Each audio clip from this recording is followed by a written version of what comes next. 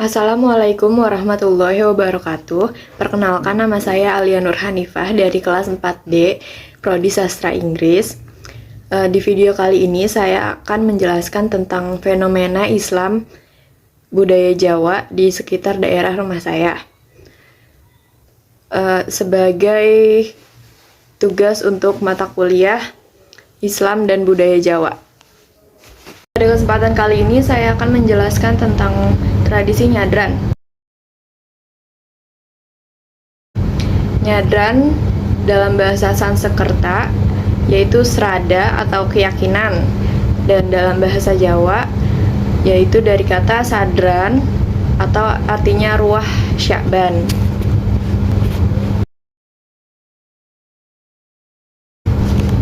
Apa sih nyadran itu? Menurut Kompasiana, sadran adalah upacara adat atau ritual budaya berupa pembersihan makam, leluhur, tabur bunga, berdoa, dan puncaknya yaitu kenduren, selamatan di makam leluhur. Tradisi sadranan ini didefinisikan sebagai rangkaian upacara adat untuk mendoakan para roh leluhur yang sudah meninggal. Lalu, nyadran ini juga dapat dimaknai sebagai momentum untuk mengingatkan diri sendiri agar ingat akan kematian dan menjaga kerukunan antar masyarakat. Tradisi sadranan ini sudah ada sejak zaman Hindu-Buddha, jadi sebelum masuk Islam, sadranan ini sudah dilakukan, tepatnya pada tahun 1284. Dan pada tahun tersebut terdapat tradisi yang sama dengan nama srada.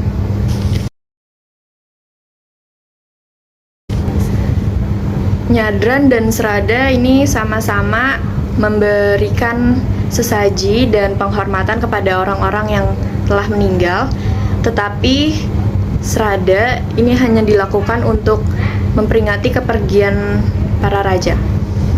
Seiring perkembangannya zaman, tradisi srada ini kemudian diterapkan oleh seluruh kalangan, dan setelah masuknya Islam ke tanah Jawa lebih tepatnya,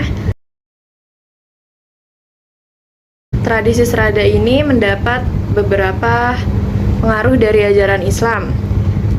Yang tadinya pujian-pujian yang biasa dilantunkan dalam srada ini diganti menjadi pembacaan ayat suci Al-Quran, lalu tahlil dan doa.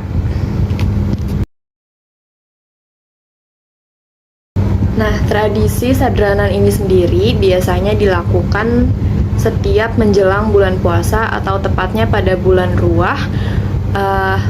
Lalu biasanya tradisi ini dilaksanakan pada tanggal 15, 20, dan 23 bulan Ruah. Lalu untuk rangkaian kegiatan pada upacara sadranan ini berbeda di setiap daerah. Oke, sekarang saya akan menjelaskan rangkaian upacara sadranan yang ada di daerah saya. Yang pertama yaitu warga berbondong-bondong menuju makam dengan membawa tenong atau tempat makan yang berasal dari anyaman bambu yang berisikan buah-buahan dan hasil bumi lainnya. Selain itu terdapat juga jajanan-jajanan. Sebenarnya tidak diharuskan untuk membawa jajanan-jajanan, tetapi para warga di rumah saya tidak afdol jika tidak membawa jajanan, khususnya berondong jagung. Berikut ini merupakan salah satu gambaran masyarakat pada saat membawa tenong ke pemakaman.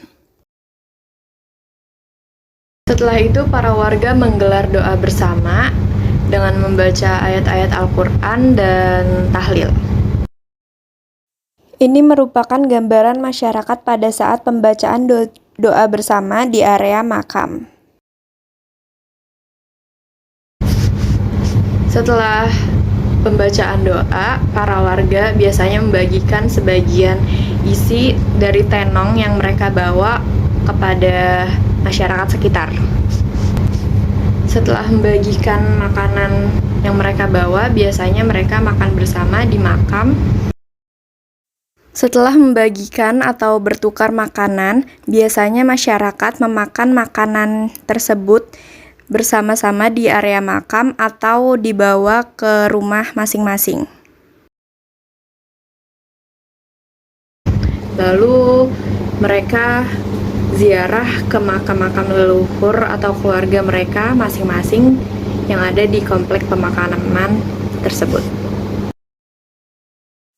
Berikut ini merupakan salah satu gambaran masyarakat pada saat ziarah makam ke makam keluarganya masing-masing. Baiklah, saya akan menyimpulkan materi yang sudah saya jelaskan sebelumnya tentang nyadran.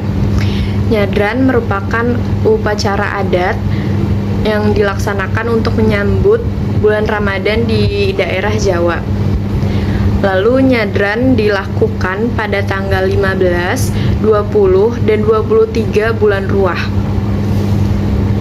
Nah, tradisi nyadran ini sendiri sudah dilakukan sebelum Islam masuk ke tanah Jawa. Nama tradisi nyadran ini sebelum Islam masuk ke tanah Jawa yaitu serada, maaf. Lalu terdapat beberapa rangkaian acara dalam tradisi nyadran. Yang pertama yaitu membawa tenong ke makam yang berisi makanan. Yang kedua yaitu berdoa bersama masyarakat. Yang ketiga yaitu membagikan makanan dan makan bersama masyarakat di daerah makam. Yang keempat yaitu ziarah masing-masing keluarga. Baiklah, sekian yang dapat saya jelaskan tentang prosesi nyadran di daerah saya. Mohon maaf bila ada kesalahan dalam penyampaian. Wabillahi taufiq wal hidayah. Wassalamualaikum warahmatullahi wabarakatuh.